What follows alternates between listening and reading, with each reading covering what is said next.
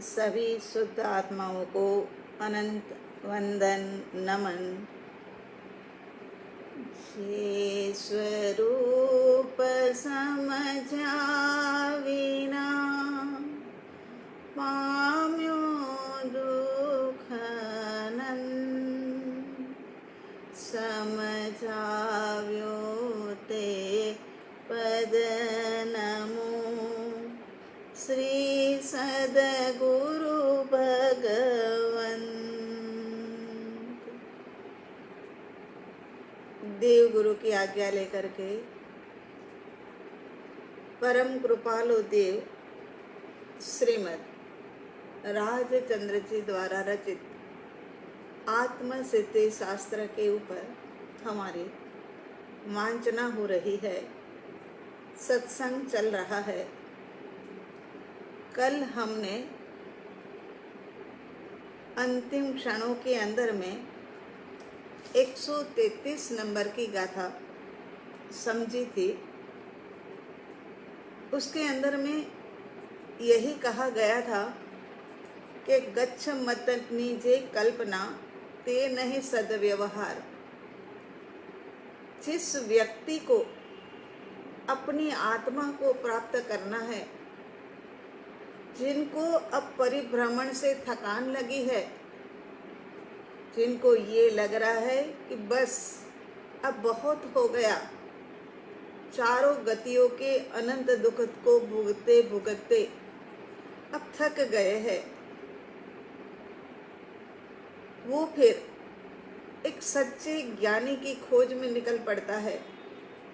और सच्चे ज्ञानी की खोज में निकलता है तो वहाँ पर खोज कैसे की जाए, तो उसके लिए परम कृपालु देव हमें हित शिक्षा के अंदर में एक और गाथा की वृद्धि करके समझाते हैं। वर्तमान समय के अंदर में उपसंहार के माध्यम से हित शिक्षा का क्रम चल रहा है। तो कहते हैं कि गच्छ मत नीचे कल्पना ते नहीं सद्व्यवहार।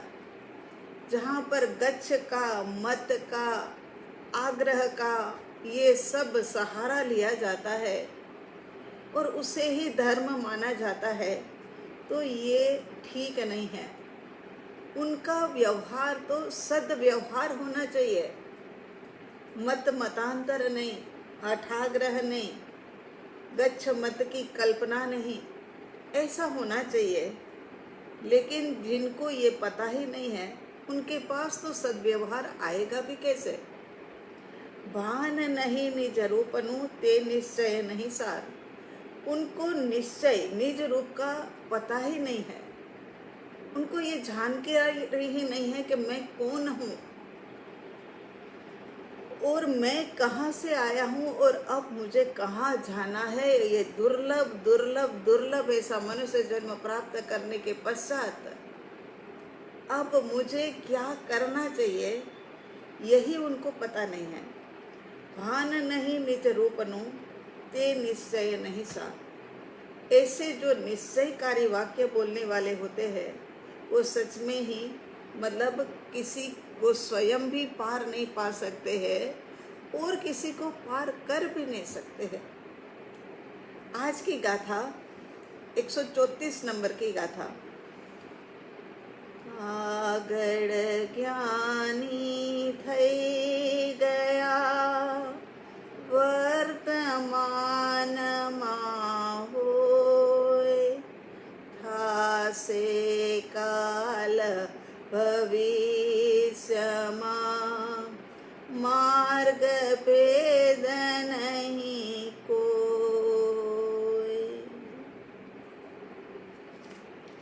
क्या कहते हैं परम कृपालु देव के तीनों काल के अंदर में मोक्ष मार्ग तो एक ही रहा है। कभी भी मोक्ष मार्ग दो नहीं होते हैं।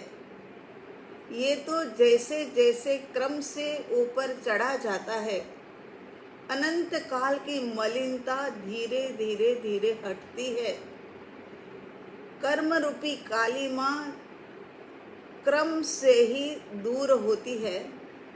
वैसे वैसे हम मोक्ष के भीतर मतलब अपनी शुद्धता प्राप्त करके आगे बढ़ते जाते हैं। यदि कोई कहे कि नहीं, दूसरा भी एक मोक्ष का मार्ग है, और वो मोक्ष का मार्ग ऐसा है कि आप इतनी मेहनत कर रहे हो लेकिन थोड़ी सी मेहनत में ही आपको प्राप्त हो जाए, ऐसा है, तो वहाँ सावधान हो जाना। कहीं ऐसा ना हो जाए कि इतने लंबे समय से जो मेहनत की है वो यूं की यूं रह जाए और उल्टे मार्ग के ऊपर चल कर के रास्ता लंबा हो जाए।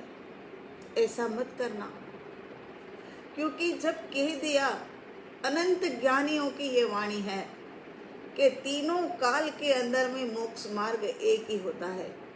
और ये सिद्धांत है, ये सिद्धांत जो होता है ना, वो कभी भी पलटता नहीं है, एक ही होता है। तो यहाँ परमार्थ मार्ग का आराधन करते अनंत जीव मोक्ष को प्राप्त हुए हैं। हम जानते हैं कि अनंत जीव जो है ना, मोक्ष को प्राप्त हुए हैं। नाम के सहित हमारे पास उनकी जानकारी है। अनंत जीव मोक्ष के अंदर में भूतकाल के अंदर में गए थे, वर्तमान काल के अंदर में जा रहे हैं और भविष्य काल में भी जाने वाले हैं। इस बात के ऊपर यहाँ परम कृपालु देव ने प्रकाश डाला है। क्या कहते हैं कि भूतकाल में जो ज्ञानी हो गए, वर्तमान में जो हो रहे हैं, शायद किसी को पता ना होगा तो होगा कि भाई ये वर्तमान में तो हो ही कहाँ रहा है, मगर ये भरत और ऐरावत क्षेत्र से नहीं हो रहा है, लेकिन महाविद्य क्षेत्र से तो हर 6 महीने के अंदर 608 जीव जो है ना, वो मोक्ष में जाते ही जाते हैं। और 608 जीव मोक्ष में गए तो फिर दूसरी घटना क्या घटी? 608 जीव जो है ना, वो निगोद में से बाहर आकर के व्यवहार राशि में आए, है ना। तो भविष्य में होंगे और सबके लिए एक ही मार्ग, दूसरा मार्ग हो ही नहीं सकता है। चल रहा है, बहुत तरह की भ्रांतियां चल रही है। वो भ्रांतियों के अंदर में कहा जाता है कि हम आपको मिनटों के अंदर में, घंटों के अंदर में आत्मा का अनुभव करा देंगे, लेकिन क्या ये कोई खाने के खेल है कि मिनटों के अंदर में रसगुल्ला उठाया और मुंह में डाला? ये अनंत काल से जो मलिनता को हमने आत्मा के ऊपर डाला है, उसको हटाने के लिए तो फिर पुरुषार्थ तो प्रबल चाहिए ही चाहिए ना। देहादि से पर ऐसे अपने शुद्ध ज्ञायक स्वरूप की भावना जहाँ तक चित्त में ना हो, तब तक जीव की धर्म प्रवृत्ति में भी अहंकार और ममकार का स्थान रहता है। बिल्कुल सही बात बताई यहाँ पर कि देहादि से पर ऐसे अपने शुद्ध स्वरूप की भावना जहाँ तक चित्त में ना हो, तब तक जीव जो धर्म की प्रवृत्ति करता है ना, उसमें भी नाम की, यश की, अहंकार की, ममकार की, कि मेरे जैसा कोई नहीं, ऐसे भीतर के अंदर में मतलब भ्रांति होती है। अरे तुम्हारे जैसे तो क्या मतलब, अनंता जीव मोक्ष के अंदर में चले गए और यहाँ पर 2-4 लाइन, 2-4 वाक्य बोलना आ गया तो फिर ये भ्रांति हो जाए कि भाई मेरे जैसा कोई नहीं। तो यहाँ यही बात कहते हुए कहते हैं से ऐसी धर्म प्रवृत्ति से संसार समाप्त नहीं होता। जिसके अंदर में अहंकार की बू आ रही है, ममकार का मैंपना आ रहा है, जिसके अंदर में मैं कुछ हूँ, बाहर से कुछ हूँ, ऐसी भ्रांति रही हुई है, उनका संसार जल्दी से समाप्त होने वाला नहीं है। वृक्ष का मूल, जैसे कि समझ लो कि एक वृक्ष का मूल एक ही होता है और अलग अलग मूल तो नहीं होते हैं ना। एक ही मूल, चाहे कितना ही ऊंचा ऊंचा ऊंचा पेड़ हो और न जाने अनगिनत पत्ते हो, फिर भी क्या है कि मूल तो एक ही होता है, लेकिन पत्ते अलग अलग हो सकते हैं। मूल को पकड़ने के लिए, मूल को, जब वृक्ष को हमें पूरा का पूरा पकड़ना है तो हमें क्या करना होगा? मूल को पकड़ना होगा, क्योंकि एक एक पत्ते को हम पकड़ नहीं सकते, एक एक डालियों को हम पकड़ नहीं सकते, एक एक टहनियों को हम पकड़ नहीं सकते। वो समय पर कोई कहता है कि भाई ये वृक्ष को हाथ में उठा पकड़ लो, वो समय पर एक ही काम करना होता है प्रभु मेरे, कि उन्हें है ना अपने हाथ के अंदर में मूल को ले लेना, उससे लिपट जाना होता है। तो यहाँ क्या कहते हैं? मोक्ष मार्ग का मूल पकड़ना है हमें, तो पूरा पूरा नहीं, मूल पकड़ना होगा।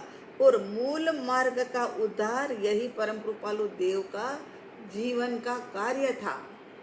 उनको पता था कि पंचम काल चल रहा है, यहाँ तो तरह तरह के गुरु बन करके निकल आएंगे, यहाँ तो तरह तरह के गच्छ मत आ जाएंगे, यहाँ तो संप्रदाय की कोई भरमार नहीं रहेगी।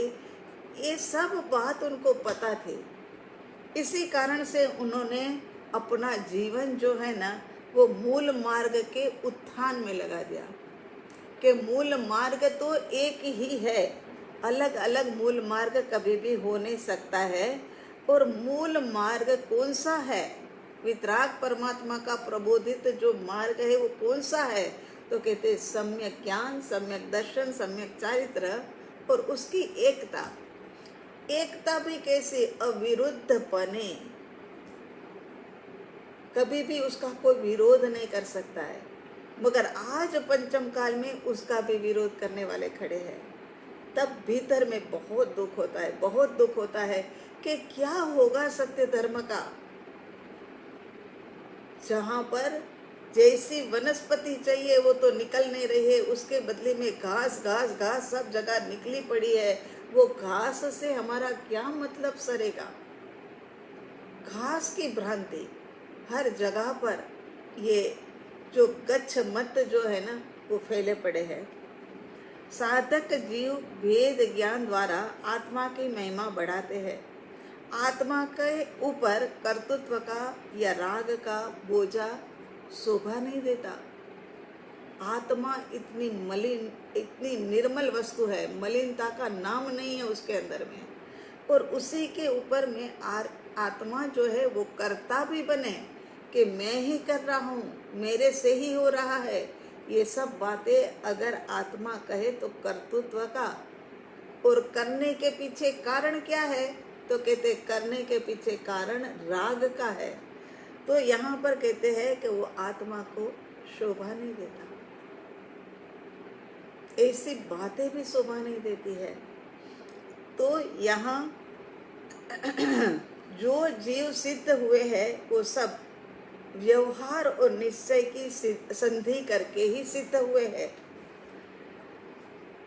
जो सिद्ध हुए वो भी ऐसे ही हुए, जो सिद्ध हो रहे हैं वो भी निश्चय और व्यवहार। निश्चय मुझ आत्मा की अनुभूति, व्यवहार मार्ग के ऊपर चलना। व्यवहार माने वहाँ पहुँचने के लिए जो मार्ग होता है उसको व्यवहार कहते हैं।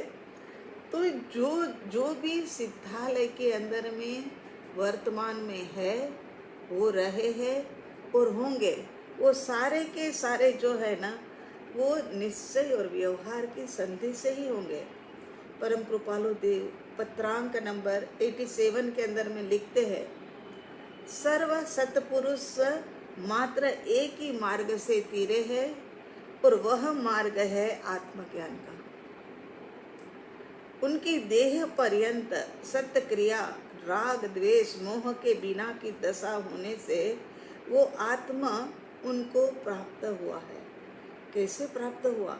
चलो आत्मज्ञान तो यहाँ कहते हैं कि देह पर्यंत माने जब तक देह था तब तक सत्य क्रिया, राग द्वेष मोह के बिना की दशा होने के कारण से उनको ये आत्म तत्व प्राप्त हुआ। ये तो हमने पीछे भी बहुत बार देखा। ये शाश्वत और सनातन मार्ग है। चतुर्थ काल के अंदर में ये मार्ग कोई और था, पंचम काल के अंदर में मोक्ष का मार्ग कोई और है, और छठे आरे के अंदर में मोक्ष का मार्ग कोई और होगा। ऐसा कभी भी होने वाला नहीं है। चाहे आकाश और धरती एक हो जाए, लेकिन ये कार्य कभी भी नहीं होने वाला कि अलग अलग मार्ग से कोई मुक्ति को प्राप्त करे। चौथे में जो है वही तीसरे में और वही दूसरे में था, और आज भी ऐसे ही मोक्ष मार्ग है आत्मज्ञान के माध्यम से। तो मोक्ष मार्ग दो कभी भी नहीं है, एक ही है। महावीर स्वामी जिस मार्ग से सिद्धालय के अंदर में स्थित हुए, वो भी यही मार्ग से तीरे है, और श्री कृष्ण महाराजा जो तैरने वाले हैं ना, वो भी इसी मार्ग से तैरने वाले हैं। उनके लिए कोई और मार्ग नहीं आएगा। मतभेद से कभी कोई मोक्ष पाए ही नहीं है। सोच विचार कर जिन्होंने मतभेद को टाला और अंतर्वृत्ति को पाकर क्रम से शाश्वत मोक्ष को पाया है, पा रहे हैं और पाएंगे, उसमें कोई दो राय नहीं है। व्यवहार और निश्चय की संधि, निश्चय का लक्ष्य बना लो, और वहां तक पहुंचने के लिए ज्ञान, ध्यान, सेवा, पूजा, सामयिक प्रतिक्रमण, माला जाप इत्यादि सब कुछ करो, लेकिन उन सब के भी पीछे एक ही आशय कि मुझे मेरी आत्मा की अनुभूति करनी है। तो त्रस पर्याय की दुर्लभता से लेकर के त्रस पर्याय की दुर्लभता से जीव दुर्लभता से लेकर के रत्न त्रय की दुर्लभता तक की अनेक दुर्लभताओं में जीव ने मनुष्य तक का अति कठिन मार्ग पार किया है। अब समझते हैं कि त्रस पर्याय किसको कहते हैं। तो त्रस और स्थावर दो होते हैं। स्थावर वो होते हैं कि जो स्थिर रहते हैं, जैसे कि पेड़ पौधे अपने आप से नहीं चल सकते हैं, ये स्थावर है। और त्रस जो है वो दो इंद्रिय से लेकर के पंचेंद्रिय तक के जीव, 2 इंद्रिय, 3 इंद्रिय, 4 इंद्रिय और 5 इंद्रिय, तो ये बहुत ही दुर्लभता से प्राप्त की है।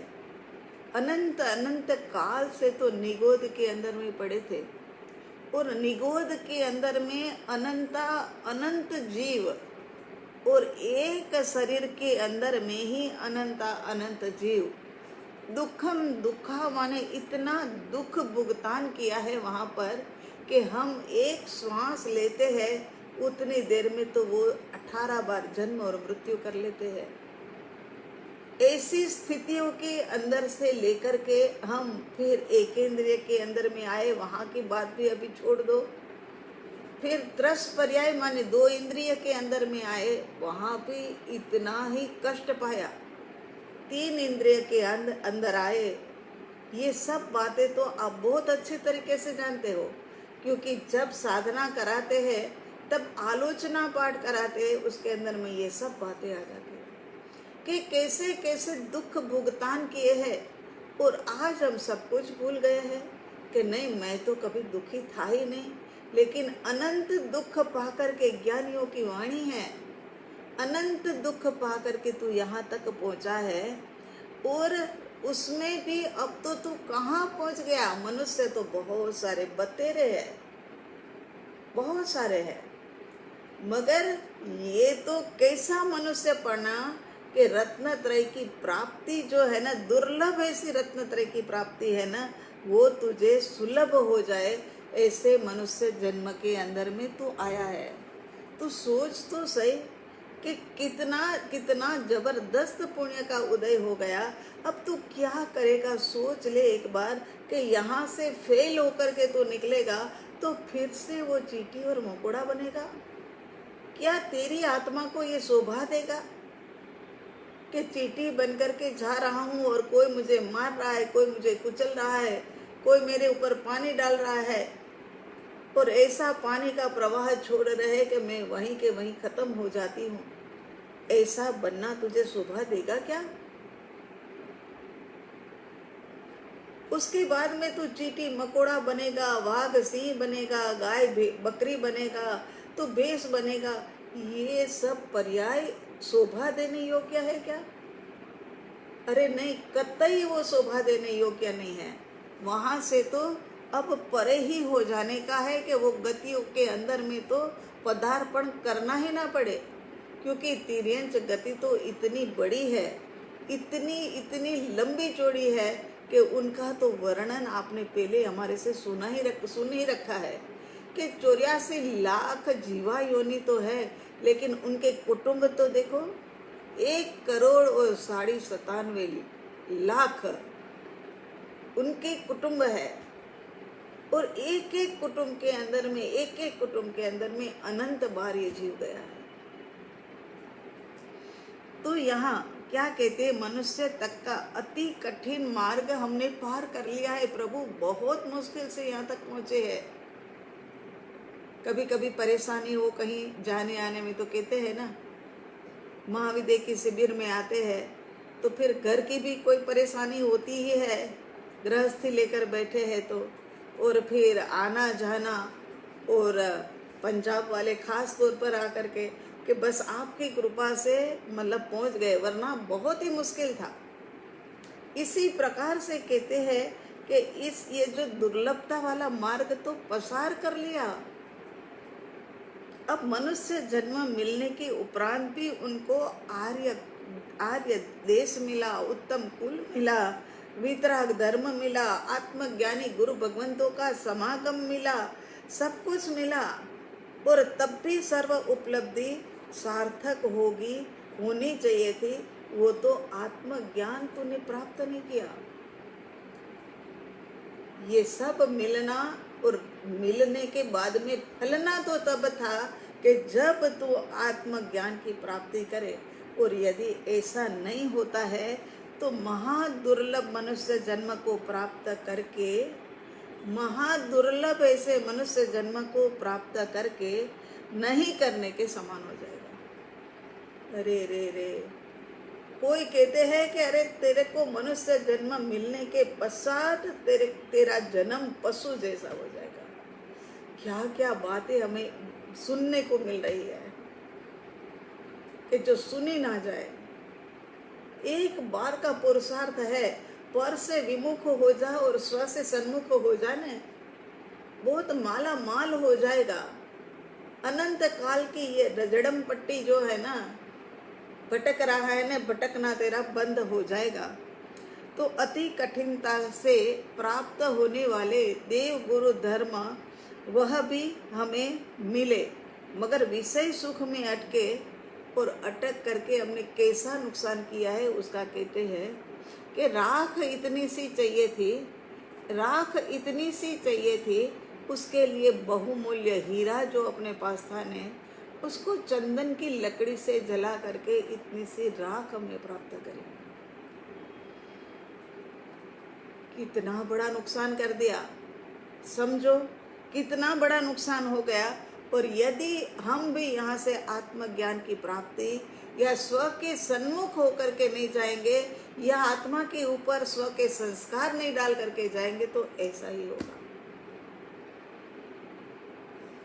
अत्यंत कठिनाई से प्राप्त हुए अवसर को क्या यूं ही व्यतीत कर देना है? जब तक तो तरस पर्याय विचार रहित असंगनी पंचेंद्रिय था, तब भी तूने तो अकाम निर्जरा की है। सही बात है, तरस पर्याय में भी अकाम निर्जरा करता रहा, तो अब सकाम निर्जरा करने के लिए तुझे यह मनुष्य जन्म मिला। लेकिन तू यदि सकाम निर्जरा नहीं करेगा तो फिर तेरा यहाँ आना नहीं आने के बराबर है। अब तो सब अनुकूल और विचार शक्ति भी प्राप्त हुई है।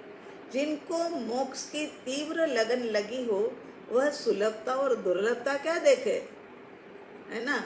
घर के अंदर में बहुत ही आवश्यकता है कोई एक वस्तु की। समझ लो कि रसोई घर के अंदर में नमक ही खत्म हो गया है, नमक लेने के लिए नीचे जाना ही पड़ेगा, लेकिन पैर जवाब दे रहा है तो वो समय पर हम ये सोचेंगे कि पैर जवाब दे रहा है, पैर चल नहीं पा रहा है, तो छोड़ो, बिना नमक का सब कुछ खा लो। नहीं, ऐसा नहीं करेंगे। वो समय पर सोचेंगे कि अरे पैर को क्या देखने बैठे, जो लाना है वो तो लाना ही है ना। इसीलिए क्या है कि वो भागता है और नमक लेकर के आता है। इसी प्रकार से मोक्ष की तो वो सुलभता दुर्लभता को क्या देखेगा, वो तो अपना कार्य करेगा ही करेगा न। तो इसी प्रकार से ज्ञानी कहते हैं क्या सुलभता और क्या दुर्लभता, क्या अनुकूलता और क्या प्रतिकूलता, क्या सुख और क्या दुख, तू कहाँ फंसा पड़ा है। मोक्ष प्राप्त करना है तो ये सब से परे होकर के तू पुरुषार्थ में लग जा। तू पुरुषार्थ में लग जाएगा तभी जाकर के तेरा कार्य सफल होगा। उसके बाद 100 गाथा नंबर 135 के अंदर में अब क्या कहते हैं, संसार के सभी जीवों के अंदर में जो शक्ति है ना उसकी बात करते हैं। कितनी कृपा है परम कृपालु की, कितनी कृपा है, कहीं कोई बात छोटी मोटी भी छूट ना जाए। तो कैसा है वो भी बात कहने में अब आ गए। तो गाथा नंबर 135, सर्वजीव छे सिद्ध सम, जे समझे ते थाय, सद्गुरु आज्ञा जिन दशा, निमित्त कारण माय। क्या कह रहे हैं, संसार के सभी जीव शक्ति की अपेक्षा से तो सिद्ध भगवंत के समान ही है। जितनी शक्ति उनके पास है उतनी ही शक्ति हमारे पास भी है। सिद्ध परमात्मा में अनंत ज्ञान, अनंत दर्शन, अनंत सुख, अनंत वीर्य प्रकट हो चुके हैं और हम सभी जीवों के अंदर में ये सभी शक्तियाँ, सभी गुण, ये सब कुछ है ना अप्रगट रूप में सत्ता में पड़े हुए हैं। हमारे पास भी है मगर वो सब कुछ हमने सत्ता में बना करके रखा है। हमने क्या है कि उसको प्रकट नहीं किया है।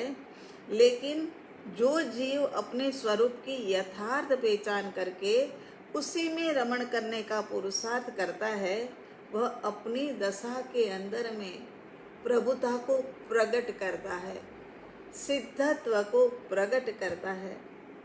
बाहर में भटक भटक करके मिला क्या, दुख ही तो मिला। जहाँ जहाँ गया तूने तो सुख ही माना था कि बस ये सुखी संसार, लेकिन संसार और सुख कभी भी संभव है नहीं है। काजल की कोठरी के अंदर में जाओ और एक भी दाग ना लगे, ऐसा कभी भी हो सकता है? संकरा सा द्वार है, खचाखच भरी हुई वहां पर काजल है, कोयले की कोठरी है और वो काली माँ के अंदर में जा कर के बाहर आओ तो कहीं ना कहीं दाग लगते ही है। इसी प्रकार से हमें भी बहुत जगह पर ऐसे दाग लगे हैं। सिद्ध स्वरूप प्रकट करने के कार्य में श्री सद्गुरु की आज्ञा और वितराग दशा का चिंतन जीव को सहायक होते हैं। हित शिक्षा के अंदर में फिर दो सहारे पकड़ा दिए, निश्चय और व्यवहार पकड़ाया। इसी प्रकार से अब यहाँ कहते हैं कि सद्गुरु की आज्ञा और वितराग परमात्मा की जिन दशा, ये दो जो है ना वो हमें सहायक हो सकते हैं। कार्य की सफलता का आधार दो चीजों के ऊपर है, एक तो उपादान और दूसरा निमित्त। उपादान माने क्या, समझ लो अच्छे से। पहले उपादान माने अपनी योग्यता, अपनी योग्यता, अपने भीतर में कैसी योग्यता है ये पहले समझो। योग्यता को प्रकट करो। भीतर में सिद्ध सम योग्यता है, भीतर में सम्यक दर्शन प्राप्त करने की योग्यता है, भीतर में अरिहंत परमात्मा जैसे बनने की मतलब योग्यता है। लेकिन उसको प्रकट करो। और क्या है, उपादान मतलब उपादान माने योग्यता है। ऐसी योग्यता जब प्रकट हो जाए तब जाकर के हमें निमित्त मिलता है।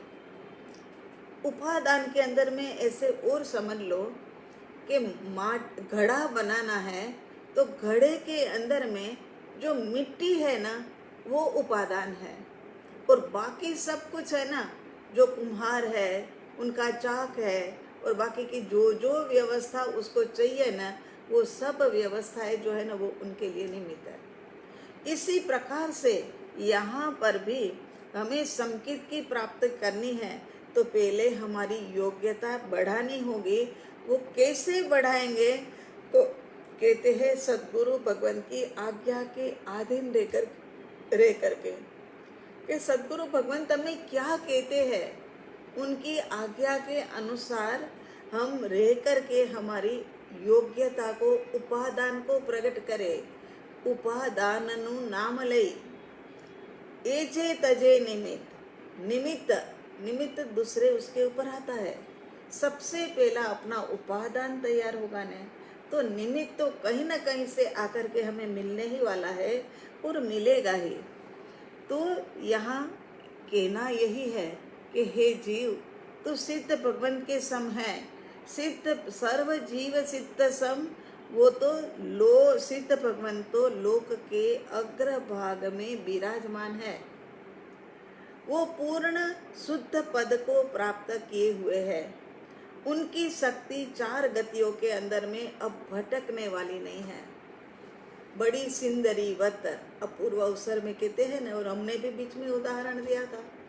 सिंदरी रस्सी जब जल जाती है ना, तो जली हुई रस्सी जो है ना बिल्कुल रस्सी के आकार की होती है।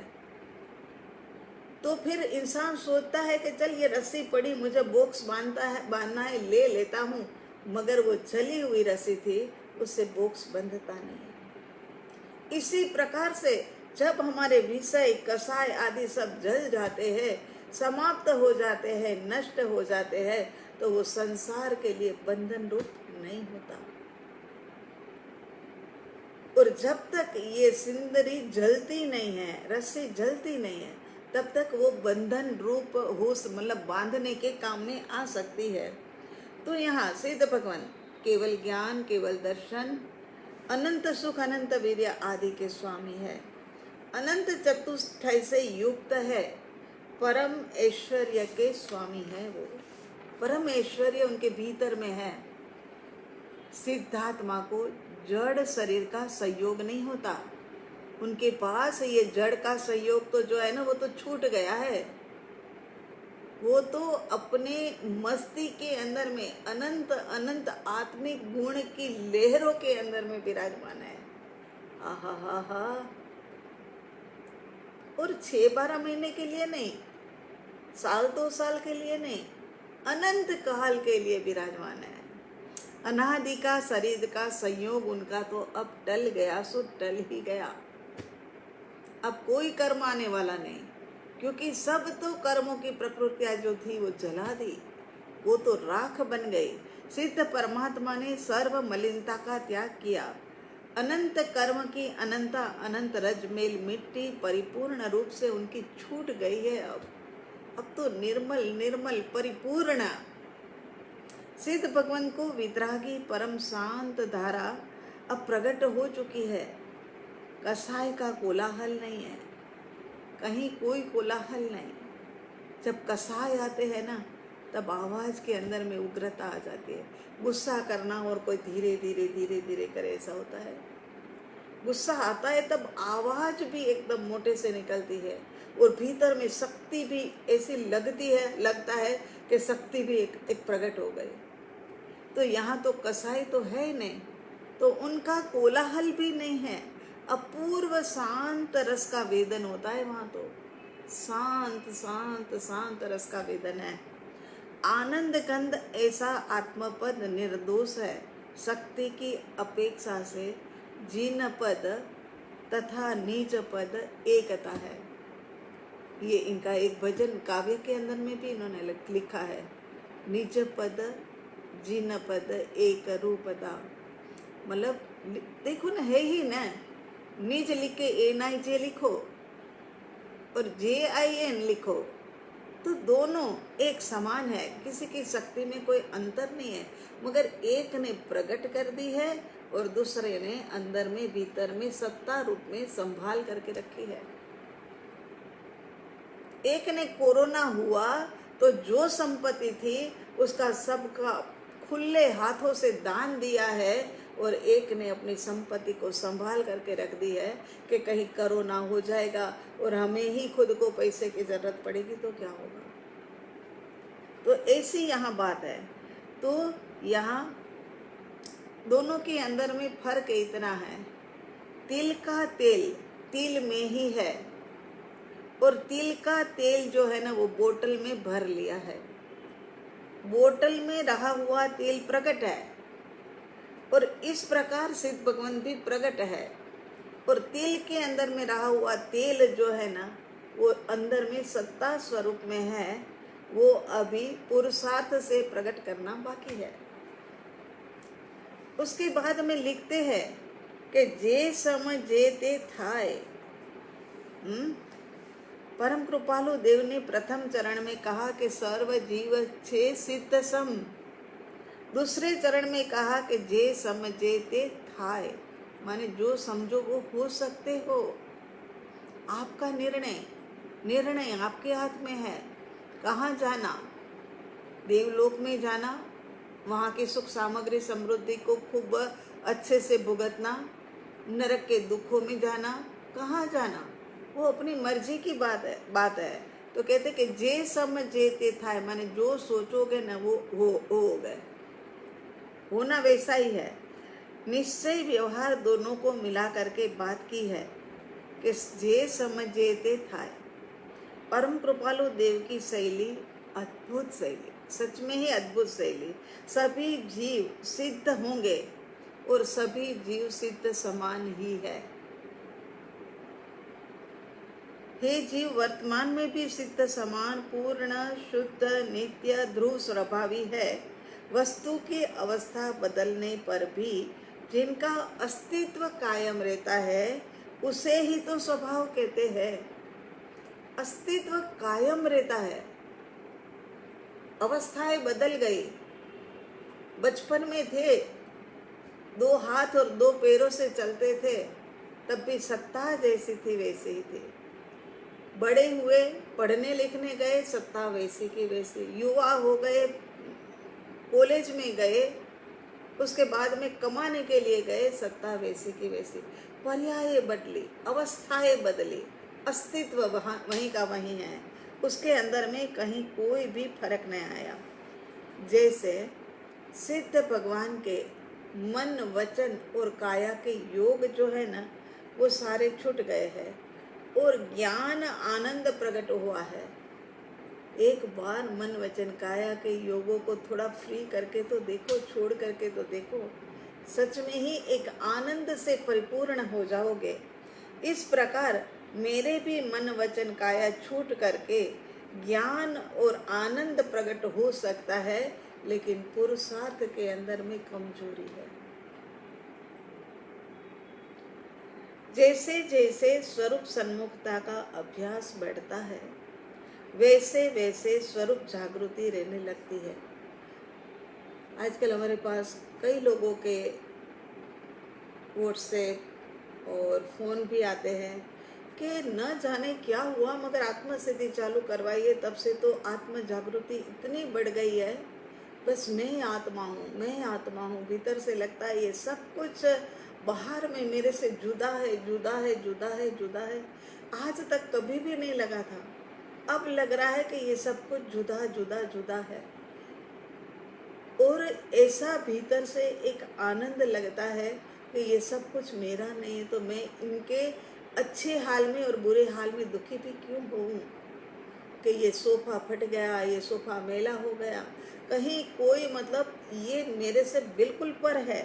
तो प्रत्येक व्यवहार रूपी मोती फिर चाहे तप त्याग के, ज्ञान ध्यान के, सेवा पूजा के, सामायिक प्रतिक्रमण के, सब बिखरे हुए मोती पड़े हैं, सब बिखरे हुए मोती। ये व्यवहार है, ये व्यवहार के मोती बिखरे पड़े हैं, उसको एक निश्चय का धागा लेकर के, एक ही निश्चय का धागा लेकर के हमें पिरो लेना है, इसकी माला बनानी है।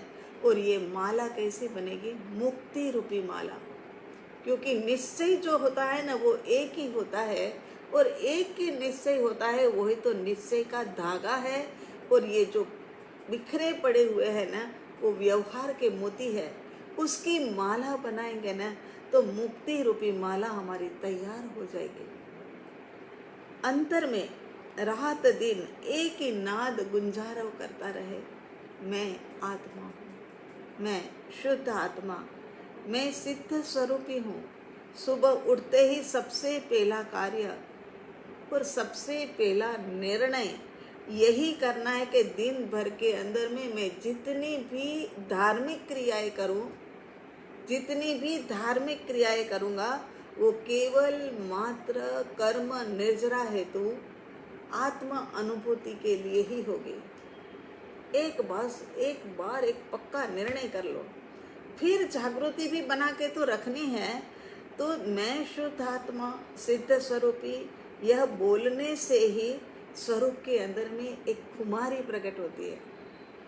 मैं शुद्ध आत्मा, ऐसे जाते ही अपना मतलब नजर जो है ना अपने स्वरूप के ऊपर जाती है। जैसे कि बहुत मनपसंद भोजन बना हो, लेकिन पता चले कि वो मन भावन भोजन के अंदर में तो क्या हुआ था कि आज एक मक्खी गिर गई थी। वो मक्खी को निकाल करके फिर ये पिरोसा जा रहा है। अब क्या उसमें हमारा रस रहेगा? एक बार तो हम कह ही देंगे कि राजू हटा दे इसको, अब नहीं खाने योग्य ये।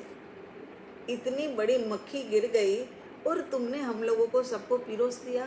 तो यहाँ पर भी ऐसा ही है कि भाव में जबरदस्त पलटा आता है ना, तो मनोदशा भी पलट जाती है। भाव में ले आओ, मैं शुद्ध आत्मा हूँ, मैं सिद्ध भगवंत जैसा हूँ।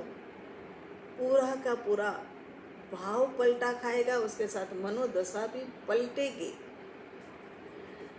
अंतर स्वरूप की कीमत रुचि आए बिना प्राप्ति का प्रयत्न नहीं होता। स्वरूप समझकर रुचिवान होना कि सिद्ध भगवान जैसा ही मेरा स्वरूप है।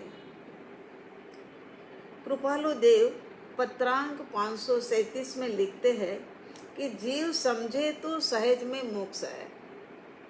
सच में ही वो जैसे वो पूछा था ना प्रश्न कि महादुर्लभ है कि महासुलभ है। अगर महासुलभ मान करके प्रयत्न करो तो सहज के अंदर में मोक्ष है, वरना अनंत उपाय से भी प्राप्त होने वाला नहीं है। और समझना भी विकट नहीं, क्योंकि जीव का सहज स्वरूप है, वही तो समझना है। कोई दूसरे से लेकर के दूसरे की बात थोड़ी ना अपन को समझनी है। कहीं कुछ छुपाना नहीं है, कहीं कुछ करना नहीं है।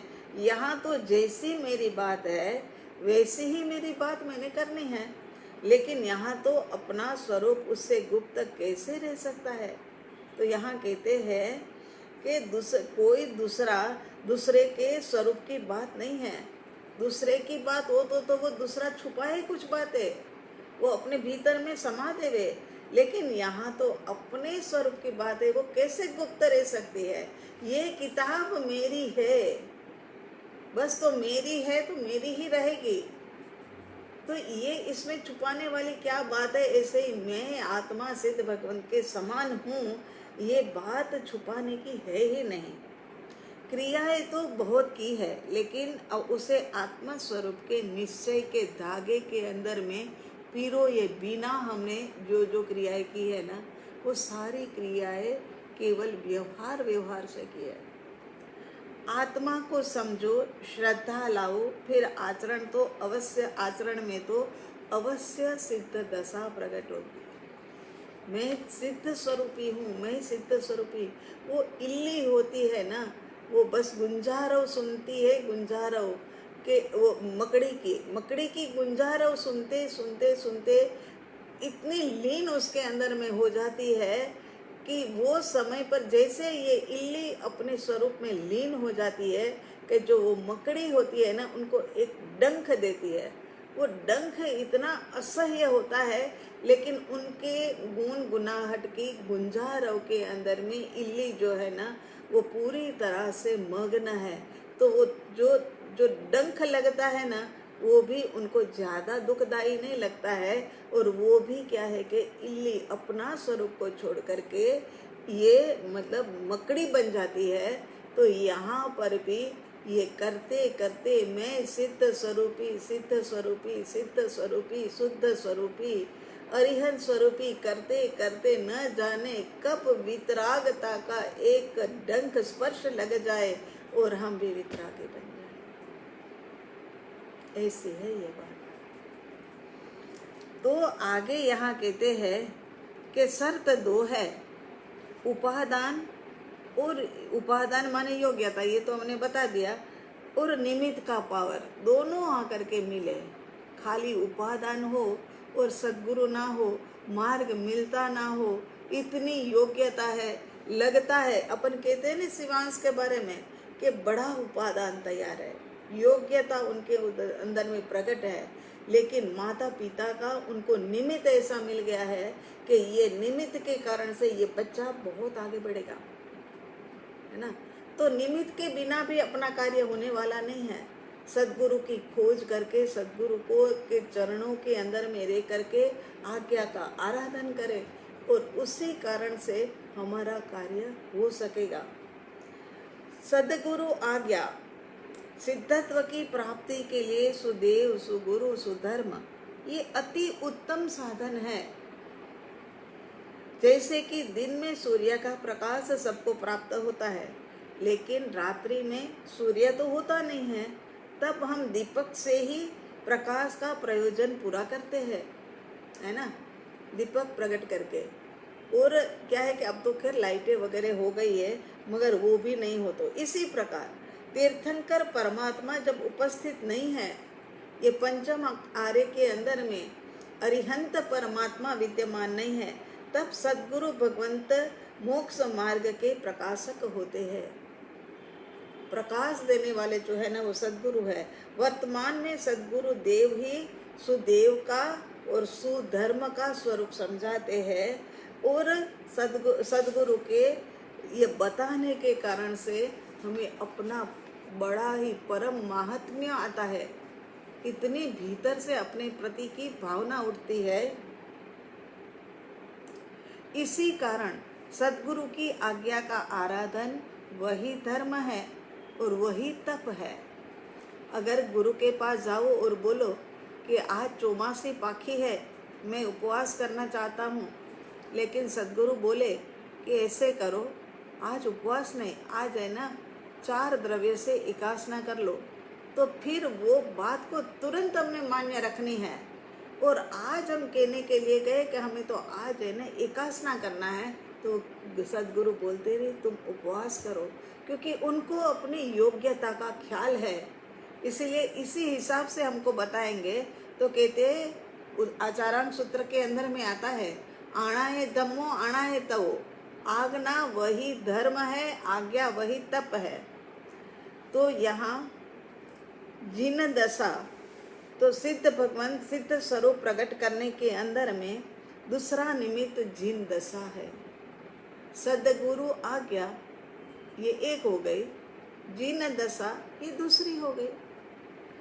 जिन दशा माने वितराग दशा, रागादि आंतरिक शत्रुओं को जीतकर अपने शुद्ध सहजात्म स्वरूप को प्राप्त हुए जीव को जिन कहते हैं।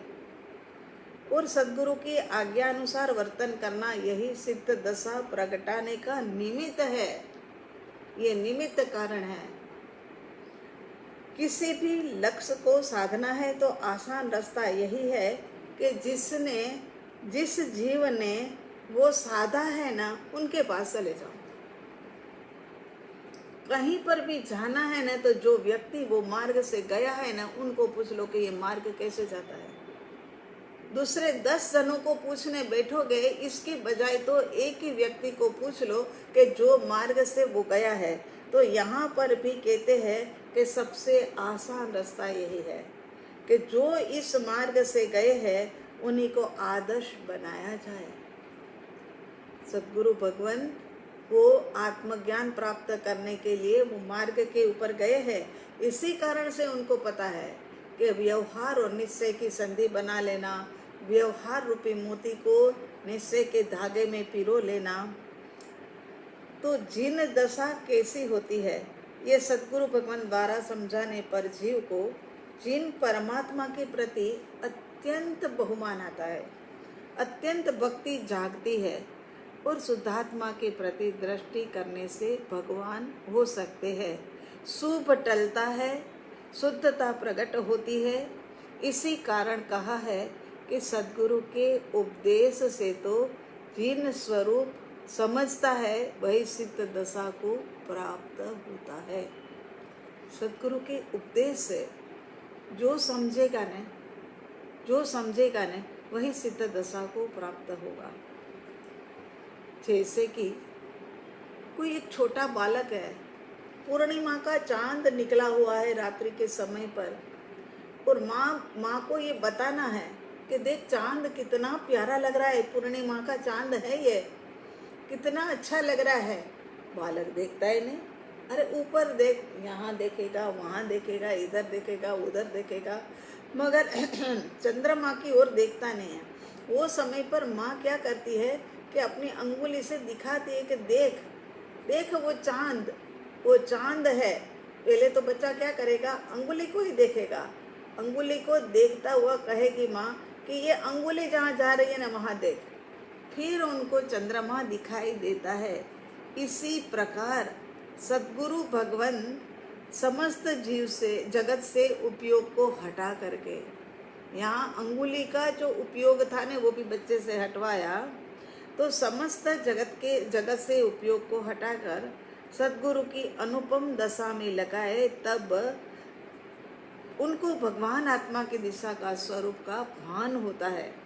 सद्गुरु को योग प्राप्त करके उनके चरणों के अंदर में लगाए, तब आत्मसिद्धि शास्त्र में परम कृपालु देव ने इस गाथा में धर्म आराधना की संपूर्ण विधि बता दी।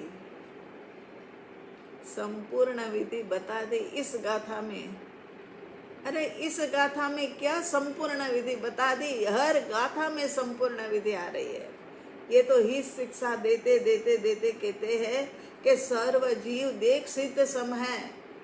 हम भी कहते हैं ना, बेटी ससुराल जाती है, देख तेरे वहाँ पर माता पिता है, यहाँ से छोड़ के जा रही है तो वहाँ के माता पिता को माता पिता मानना, उनको समझना, वो जैसे कहते हैं ऐसे करना, है ना।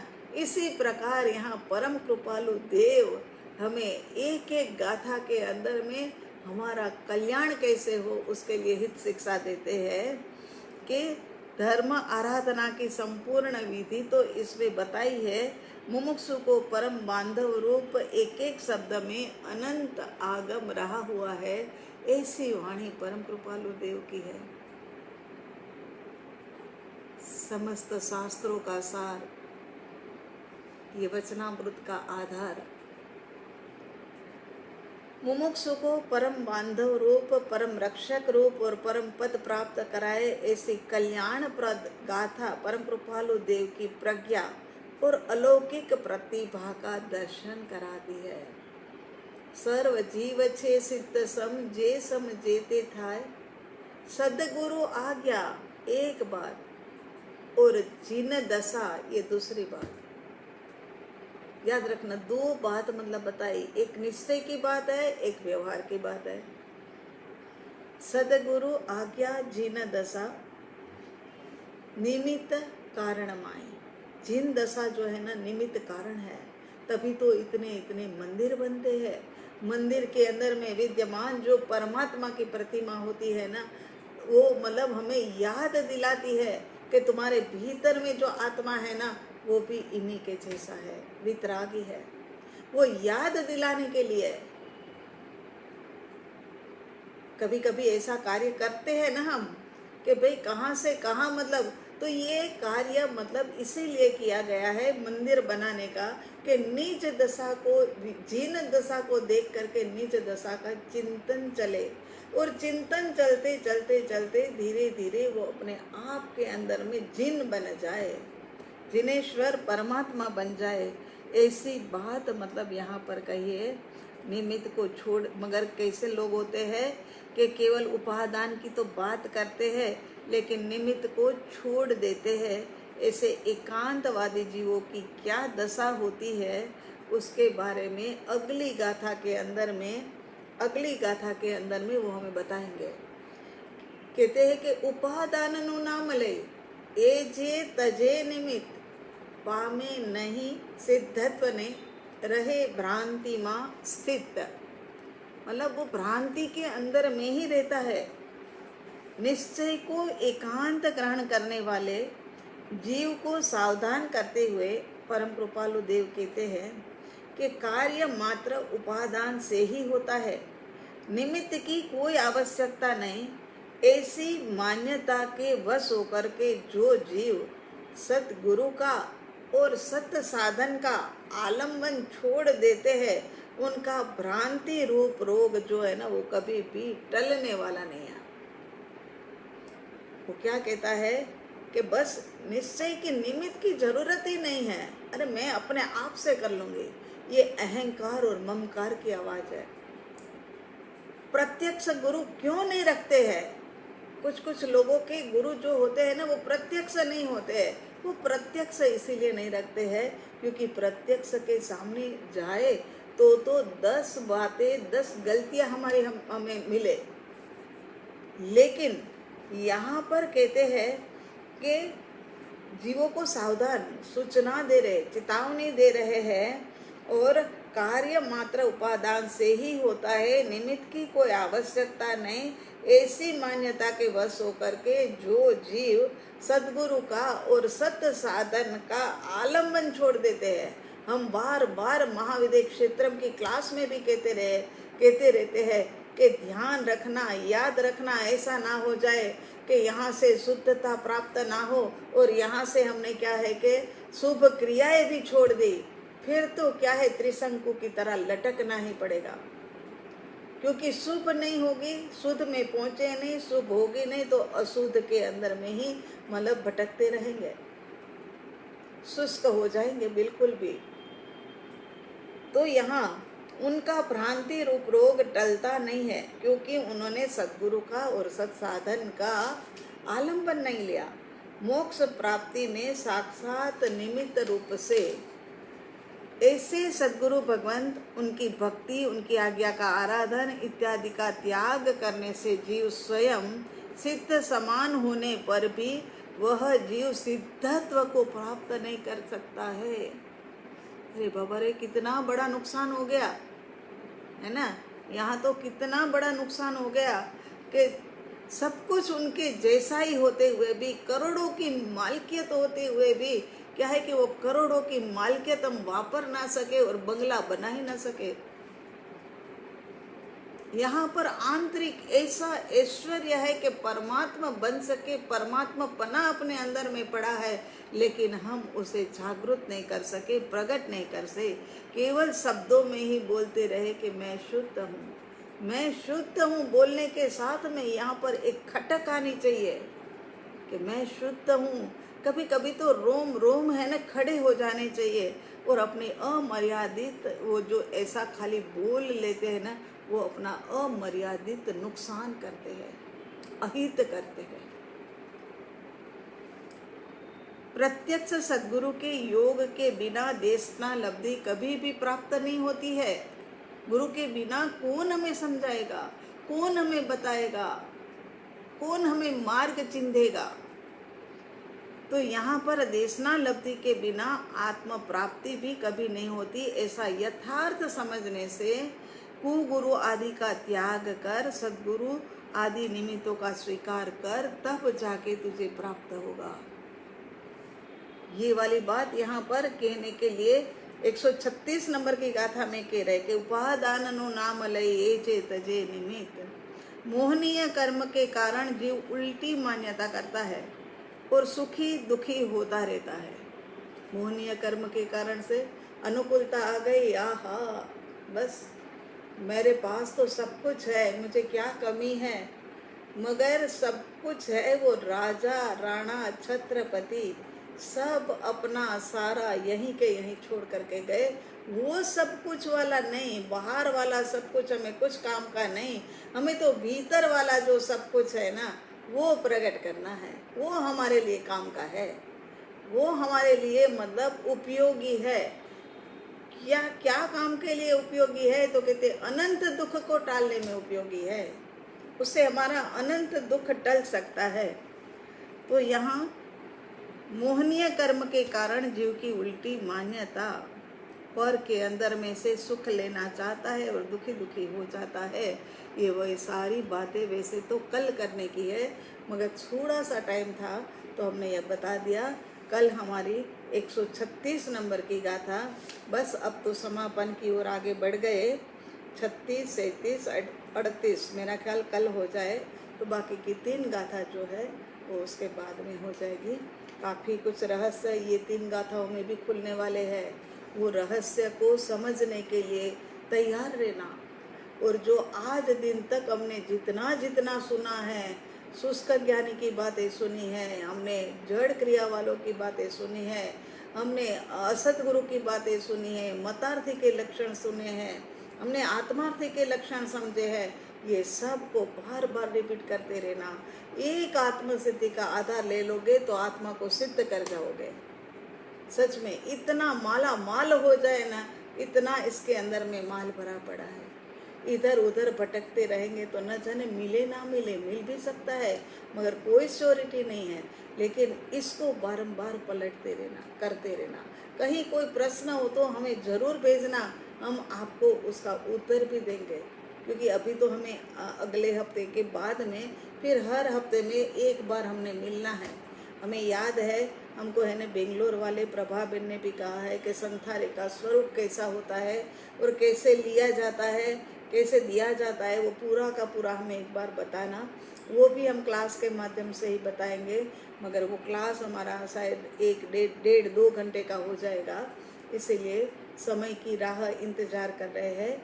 लेकिन ये कार्य भी बहुत ही ज़रूरी है। जैसे मिनटों मिनटों के अंदर में चल पड़े जो आत्माएं जिनका समय पूरा हो गया था, ऐसे ही और भी लोग जाए उससे पहले उनको संथारा करवा दिया जाए। चाहे जितना भी लाभ मिले, इतना लाभ मतलब हमें उनको पहुंचाना है, ये याद रखना है। और हम पूरी विधि व्यवस्थितता से मतलब ये इसी के ऊपर हम आपको बताएंगे और उसी के अनुसार अपने पास भी वो व्यवस्थित रूप में संभाल के रख देना कि जब कराने के लिए जाने का टाइम आए या करने का टाइम आए, औरों के लिए तो छोड़ो ने, अपने लिए ही करने का टाइम आए तो हमें मिले ना, ऐसा ना हो जाए। ठीक है। और फिर एक बार शिवांश प्रभु के लिए खूब खूब अनुमोदना, खूब खूब उनकी अनुमोदना करते हैं। और जल्दी जल्दी इंडिया आए ऐसी भावना बातें हैं। 24 जुलाई को गुरु पूर्णिमा है और गुरुदेव का प्रवेश जो है वो 16 जुलाई का है। अम्बाला के अंदर में चातुर्मास है और उनका प्रवेश 16 जुलाई का है। जैसे जैसे किसी की भावना बने वैसे वैसे कर लेना। उसी के साथ में सर्व मंगल मांगल्यम सर्व कल्याण कारणम प्रधानम सर्वधर्मानां जैनम जयति शासनम, जैनम जयति शासनम। शांति शांति शांति।